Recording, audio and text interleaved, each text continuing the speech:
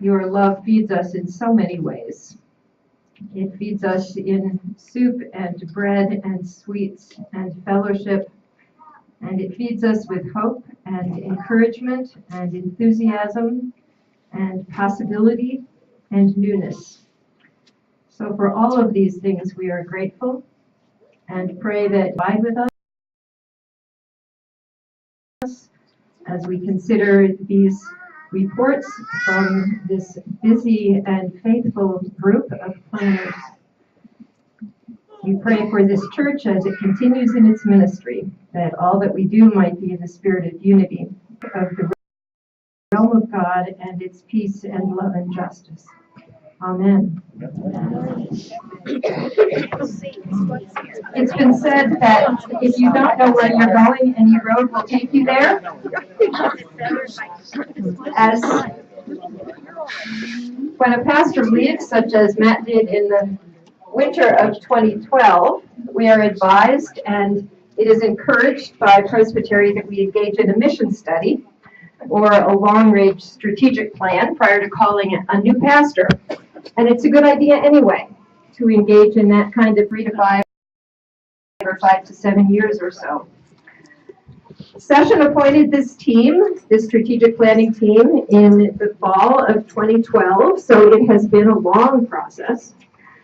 Before their report begins, I want to introduce all of these hardworking folks to you and have them stand up. I believe they're scattered across the room. Bob Bristol in the back. I don't have them in the same order as is on the screen. Dale Weingarten. Dale. He's here somewhere. Don Cowie. Dave Zessin. There's Dale Weingarten popping out of the kitchen. Janet McGinnis, who is enjoying the warmth of Florida. But her daughter's here, and her son is here. John Kreppel, Krista Anderson, Liz Hopswell, Mary Beanick, Paula Perkins, Ted Euler, and last but certainly not least, Eric Heller. A special word about Eric. Eric's vocation is in nonprofit strategic planning work. And while serving on session, he also offered to chair and work with this committee. He has put in countless hours, and we have benefited greatly from his skill and his wisdom and his diligence, and we thank you.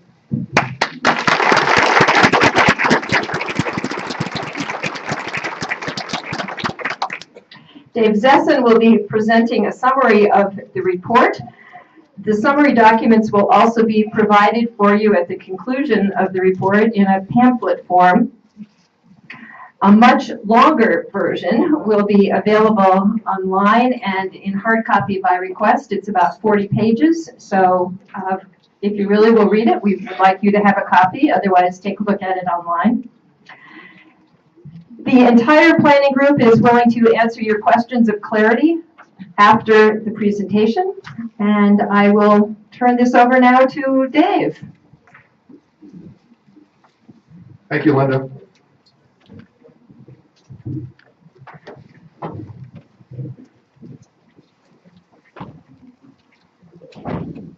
Good afternoon. Like many of you, serving on a long-range strategic planning committee was not at the top of my bucket list. The idea of examining every component of congregational life with the knowledge that changes impacting the lives of so many seemed daunting. And of course, no change comes without a price tag. I accepted the challenge and found the experience both interesting and enriching. The assignment soon became defined as how does First Presbyterian Church improve the quality of the church experience for existing members and position itself to attract and retain young adults and young families. While both are necessary for sustainability, the two are not necessarily compatible. What may be good for one may not be good for the other. So we set about to collect data from member surveys and focus groups. We studied the core values of our church. We looked at other churches in the area by attending their services and speaking with their ministers, and analyzed the work of church growth experts who have identified principles of highly effective churches.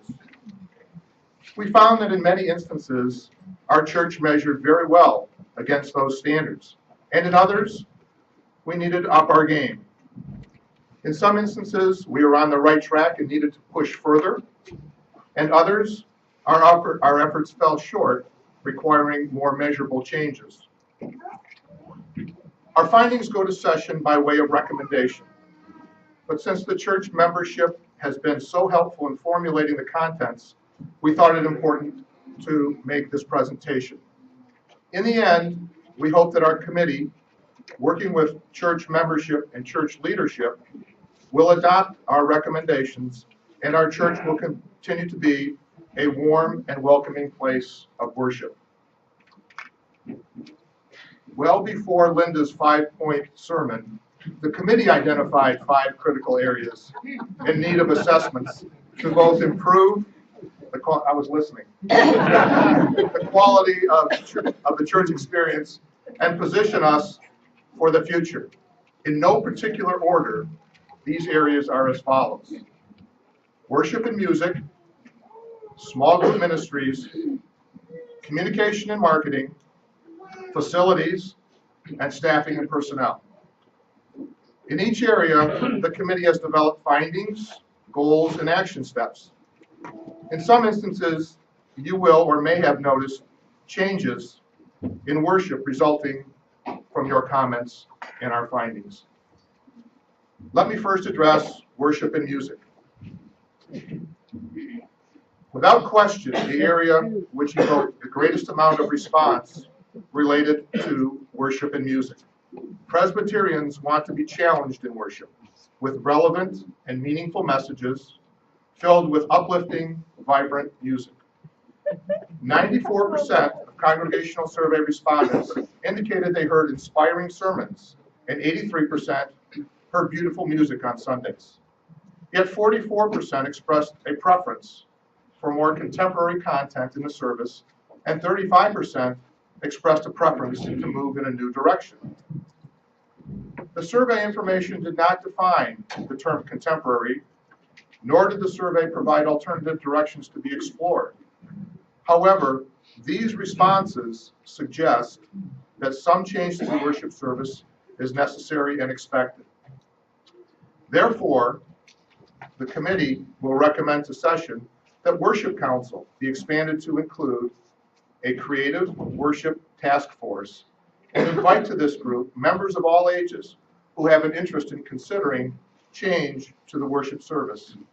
The group will be provided leadership and resources to experiment with occasional worship alternatives and will make recommendations to session by January 2015.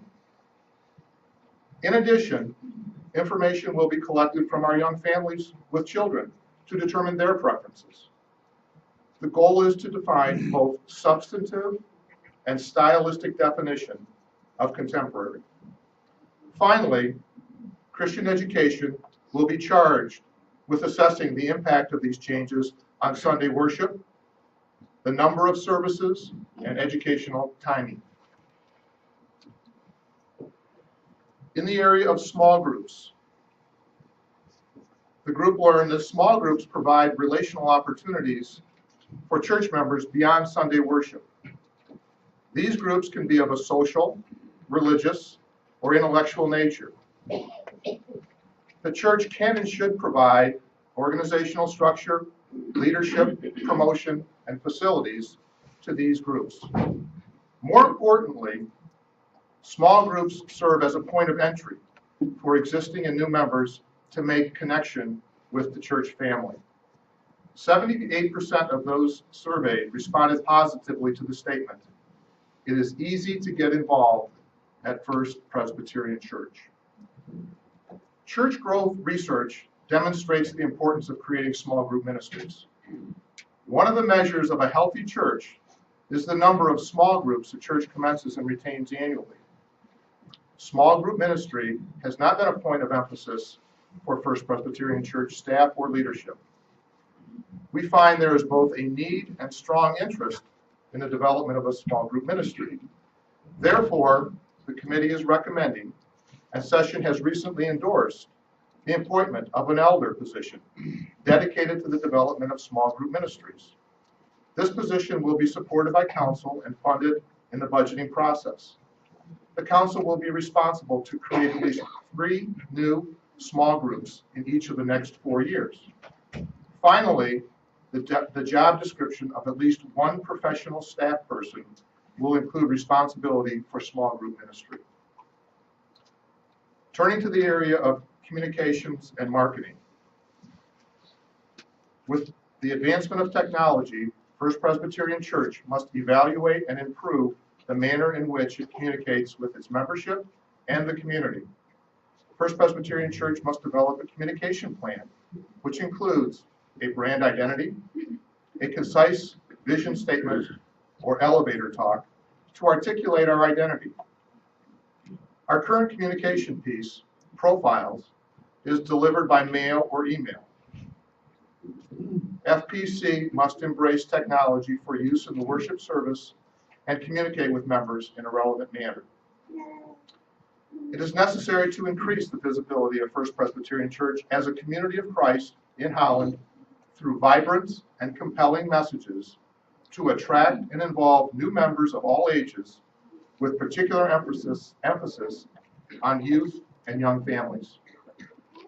Therefore, this committee is recommending that First Presbyterian Church create an internal marketing evangelism team to support the efforts of Katie Houck, our communication specialist, develop First Presbyterian Church branding to be used in all FPC sponsored documents, update the brochure, including a list of activities, services, and contact information to further publicize the FPC outreach efforts. In the area of church facilities, the committee reviewed the essentials of our church facilities and found them acceptable for the most part. You will be glad to know that we are not making any significant recommendations that are not already being considered by Business Affairs. For those of you who weren't aware, Business Affairs is addressing the appliance and storage concerns in the kitchen area to better meet the needs of our church.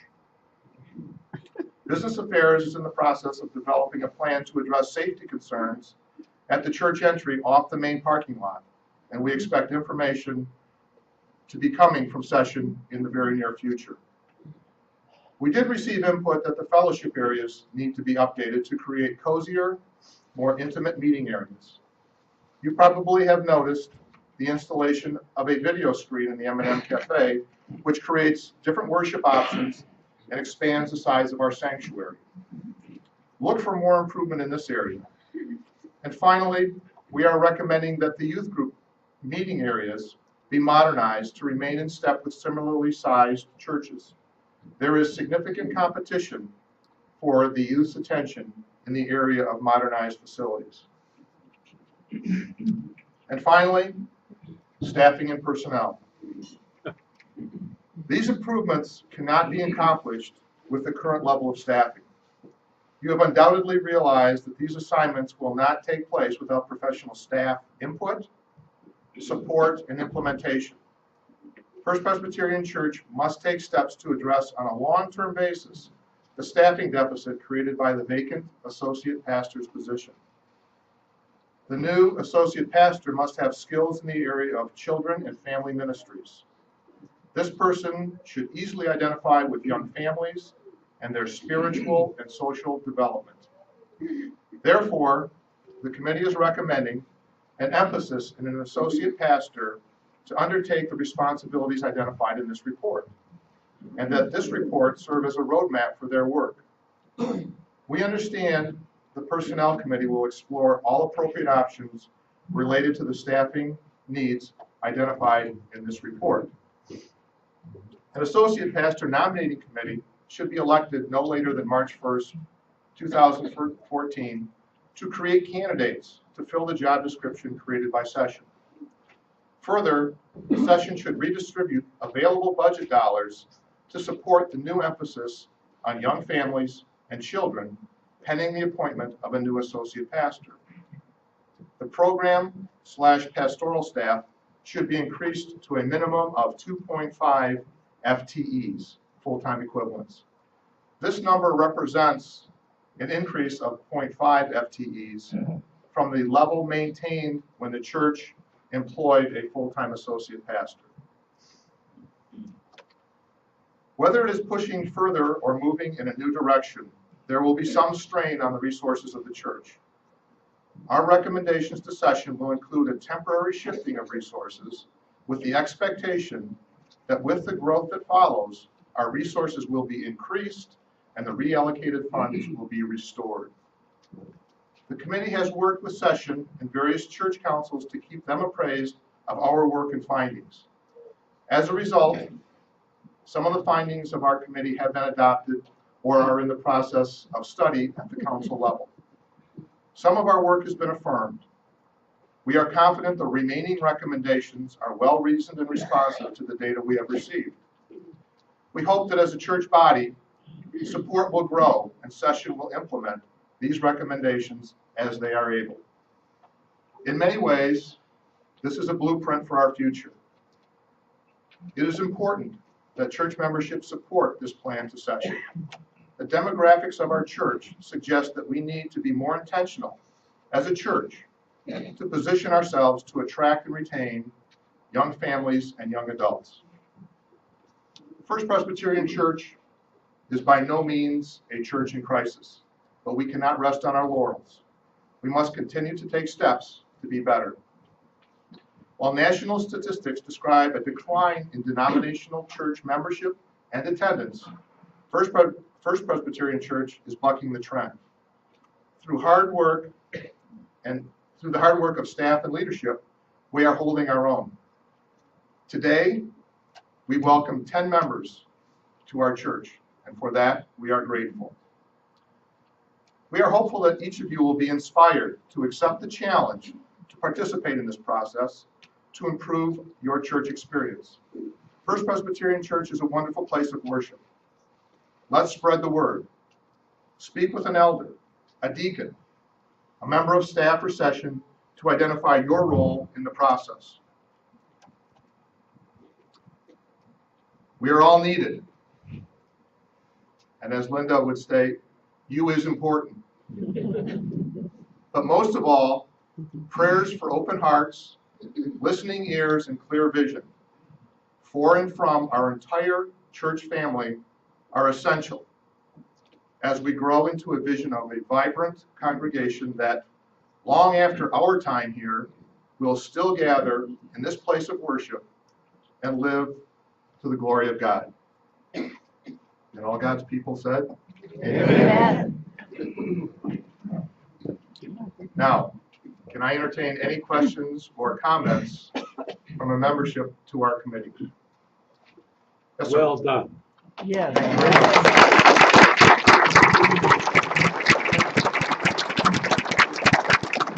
I'm just fortunate enough to be the spokesperson.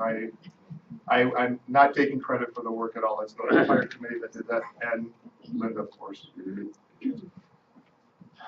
We know that a lot of information has been distributed and has to be digested. There's a pamphlet that has been or is being distributed that summarizes. Okay. There was a fear that you would be reading this and not listening to me if it were distributed earlier. So the entire contents of this report are summarized in what turned out to be about a 5 to 6 page pamphlet, and there is a card at each table that has a checklist of places where you might have an interest in participating in this process. They are the 5 areas, and those can be left at the table with your name on it. They can be given to any committee member or anybody at the door. There's a basket. They can be given to Linda privately if you have an interest in participating. Some of you are more open than others, and we appreciate that. But do take this opportunity to gain a foothold in the process that's going to improve this church and move it forward. So we appreciate everything. Thank you. Bill? The 2.5 staff includes a senior pastor, an associate, and a half. What's the half again? Well, that hasn't necessarily been determined. I think the personnel committee is studying how that's going to be allocated. Linda made reference to in church day. Does that mean that we're going to have a general practitioner and a surgeon and a part-time person for what? It may consist of the personnel model may consist of a few different possibilities. So I think we're leaving that to personnel committee, but we do know that with the assignments that we've kind of forecasted, that these can't be completed with the staff that we have now. And so, probably the linchpin of this whole presentation will be bringing, manpower, muscle into the group. Manpower, personnel, in a sense of support. General term.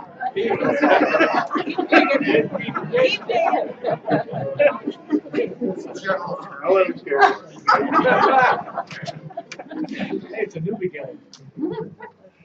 So, yeah, and I'm sure personnel is, yes, question? My mother wanted to say that she misses all of you, even though we're in 60, 70-degree weather, but she wanted to She sure is missing. say that Yeah. you all are loved, and she'll be back second or week of March. I'm heading down there at the end of the month, but she gives her love to all of you here. So. Thank you.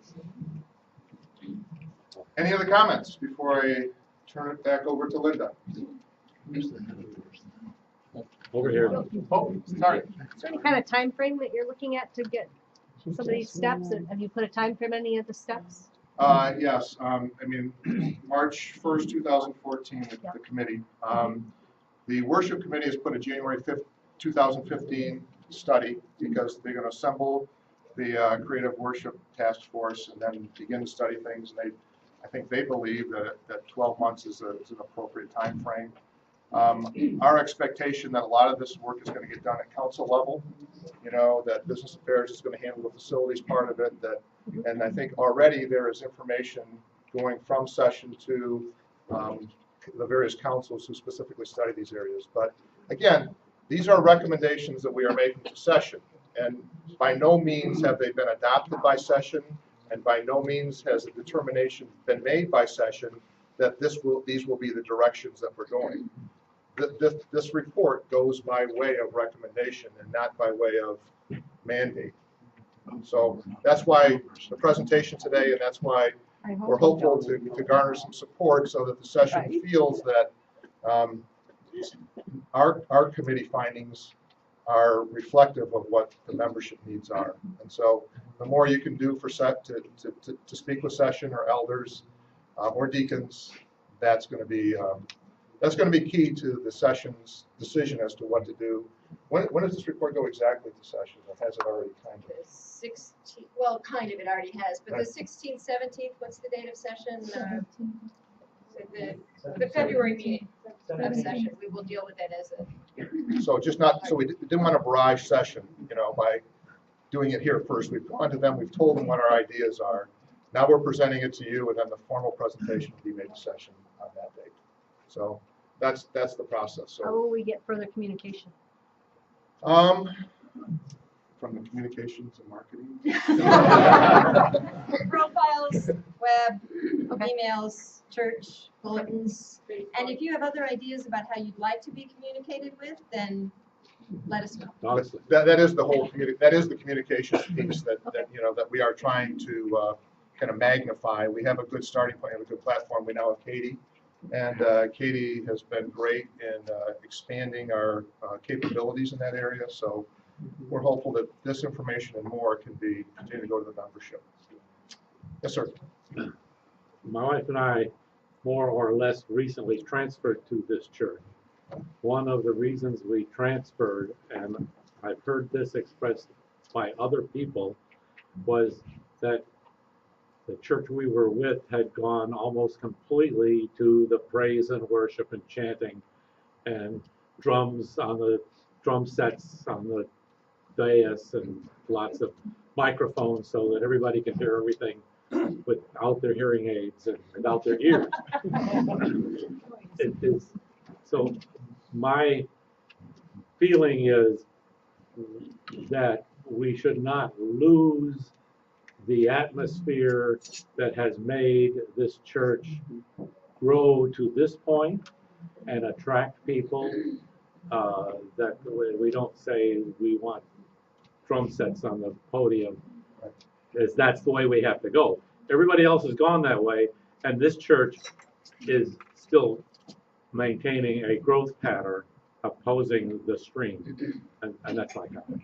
Right, I think we heard that in our surveys, the 93, 94% ratios, those were in the presentation for a reason, because there is a strong feeling that maintaining what we have in terms of theology and the worship service is important. I think what we are talking about, and worship will be studying this, is adding components that are of a more contemporary nature. You probably noticed that the hymn book, I mean, we're singing from the Green Book at least once each service. So, I mean, that is kind of a recent, that's what we would call, kind of moving the needle. I mean, I don't think we're throwing the baby out with the bathwater. What we're trying to do is maybe move the needle a little bit in the other direction. But this is not an intent to be a complete overhaul of the manner in which the service is presented.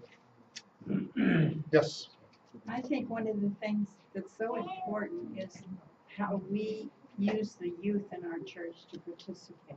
And the youth have said at their meetings that one young lady she goes to another church, but she said they totally ignore the youth. She said, I could be sitting on the floor and they wouldn't notice. She said, they just don't pay attention to us. They have nothing for us. And she said, here I find exactly what I need. And as I think you'll see, some of the liturgist assignments are for the youth already this winter, and I think those will maybe centered around some more youth-oriented presentations. And so I think Mary Danica is scheduling those liturgists and has the youth in mind as participating in service, and certainly that was part of the focus groups. We heard that information, and that's going to go to the worship task force, creative worship task force, as a way to add components to our worship service that are going to be more meaningful for the entire body, the toes and the nose. Your hair? I'm not going to your hair. That's way beneath me. You can get away with that. I can't. Any other comments or questions? Some of these presentations seem to be evolutionary and process.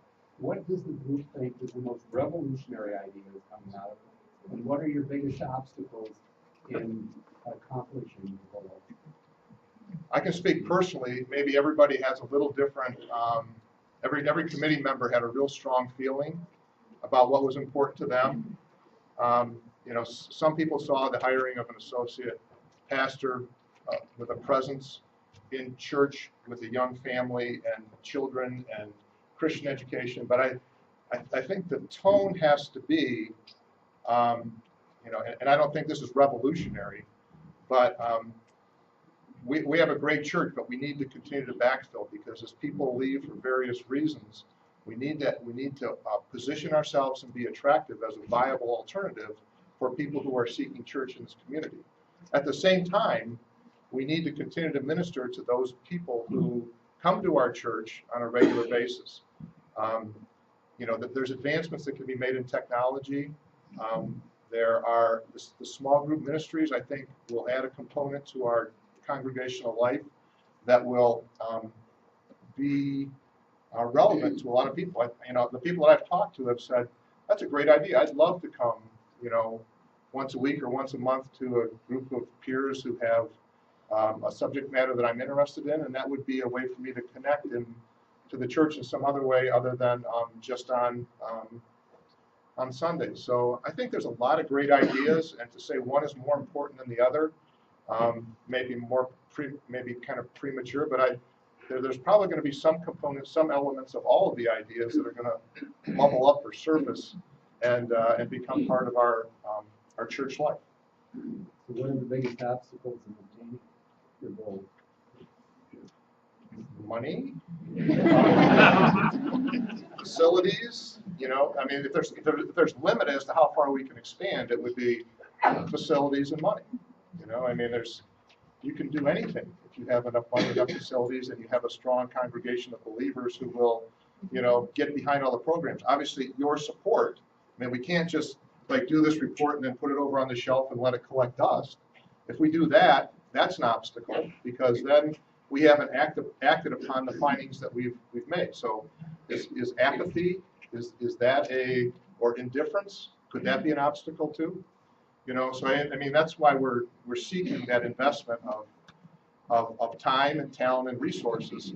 All those things need to surface as a result of this presentation to make us a better place.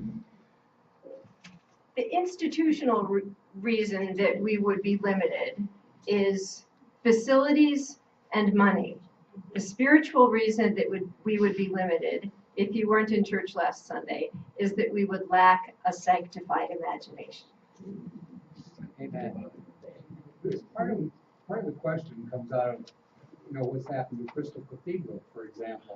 We had lots of money, big churches, big programs, and all of a sudden they lost leadership. They kind of lost their way. And as a result, they collapsed. Right? So I'm thinking that maybe leadership is the biggest issue. When people get involved, take ownership of a program and make the thing work. And that goes back to staffing, but it also goes back to the rest of us who are willing to support leaders and encourage leaders to be imaginative and to take chances and to fail if it doesn't work, and move on to something else.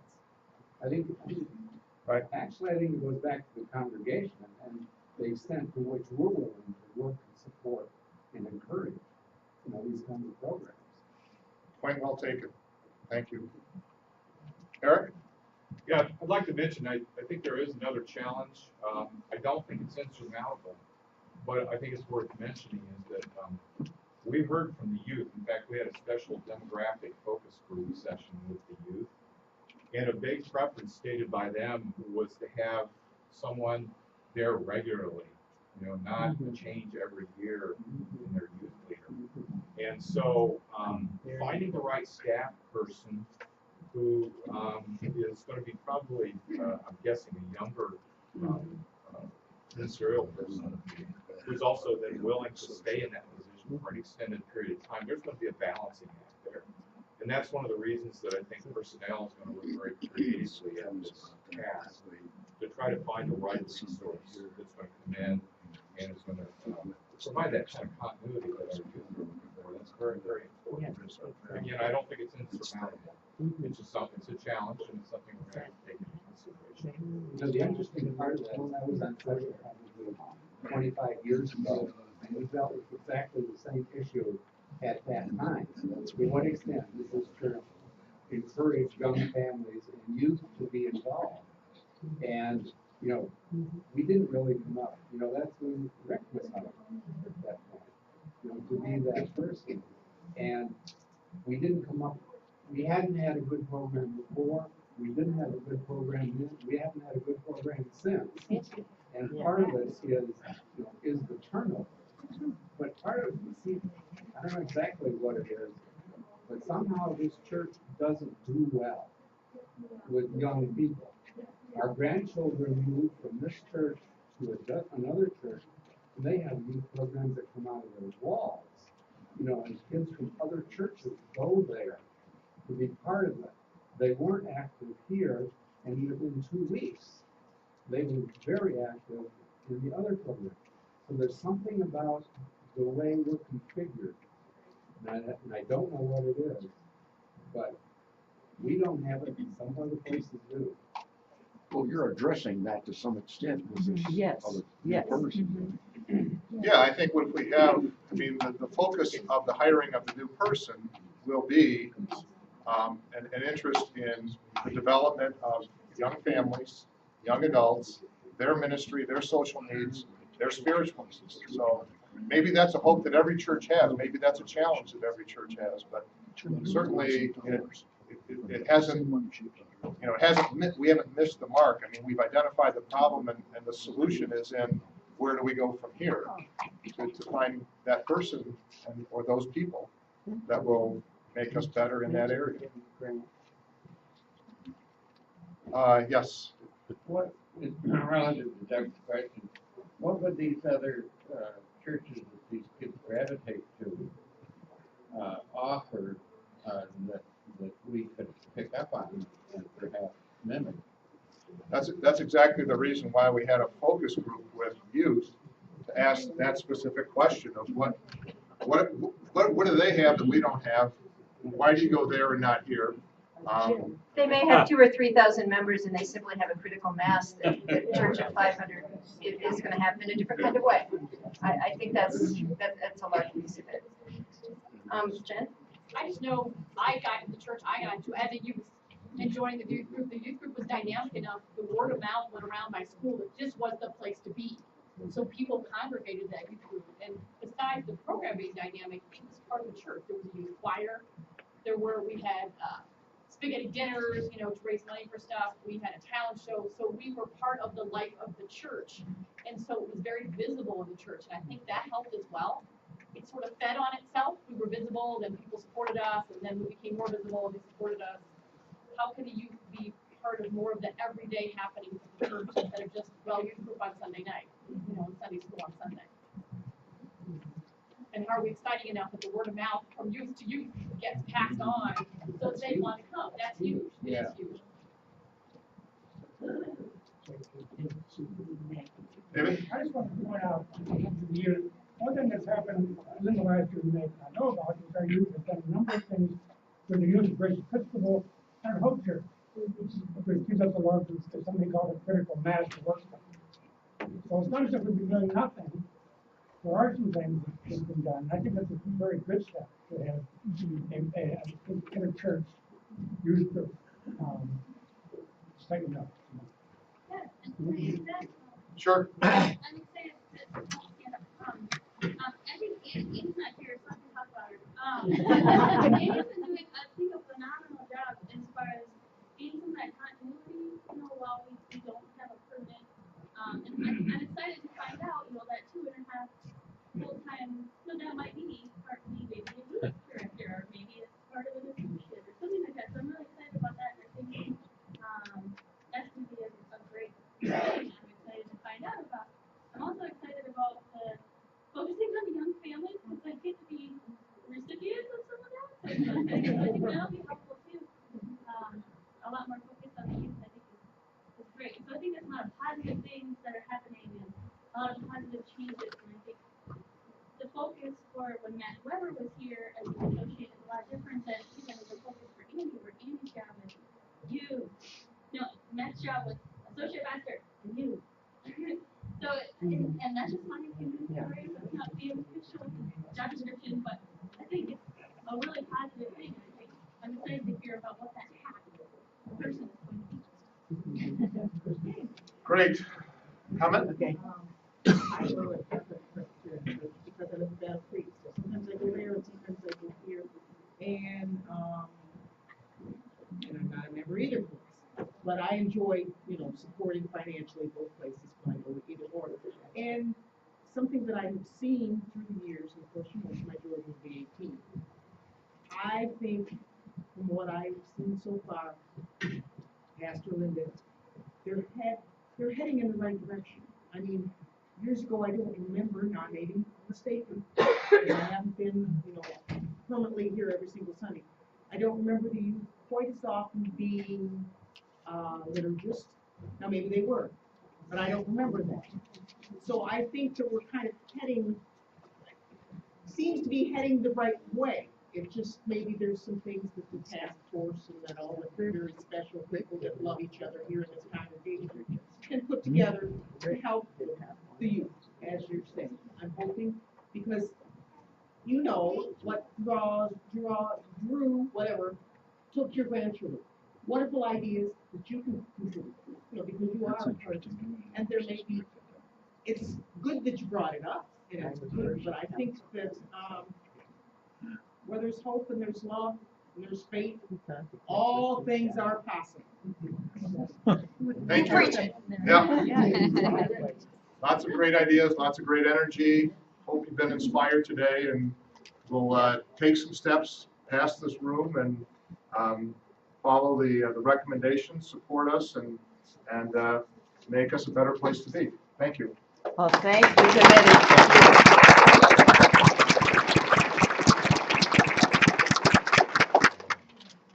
So you will get a copy of this at the door, and you will have an opportunity to fill out that nice little pink slip and put that in the offering baskets at the doors as well. And we thank you. We thank, where is Diane and anyone else in the kitchen? Can we give you a hand, Diane?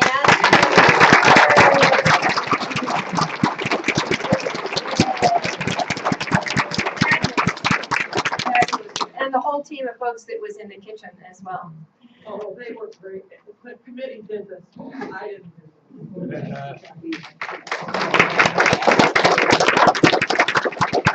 I want to close our time with a paraphrase of a prayer by Thomas Merton from his book Thoughts in Solitude. You may know this. It's been known and read in a variety of places. We think we know where we're going. We have some vision. We have some hopes and some dreams. But I think Thomas Merton's words are well placed and well focused when he says this. O Lord our God, we have no idea where we are going. We do not see the road ahead of us. We cannot know for certain where it will end. Nor do we really know ourselves, and the fact that we think that we are following your will does not mean that we actually are. But we believe that the desire to please you does in fact please you. And we hope we have that desire in all that we are doing. We hope that we will never do anything apart from that desire. And we know that if we do this, you will lead us by the right road, though we may know nothing about it. Therefore, we will trust you always, though we may seem to be lost and in the shadow of death. We will not fear, for you are ever with us, and you will never leave us to face the future alone. And so we trust our lives and our church to an exciting God. Amen. Amen. Enjoy your day, and may the best team win.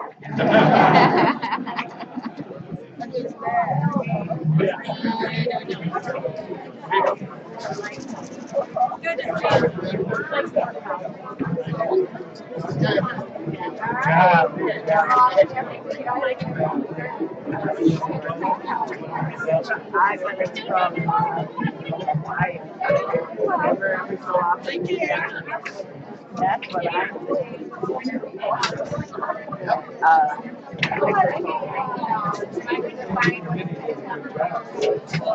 people look around and people you actually are. Oh, yeah.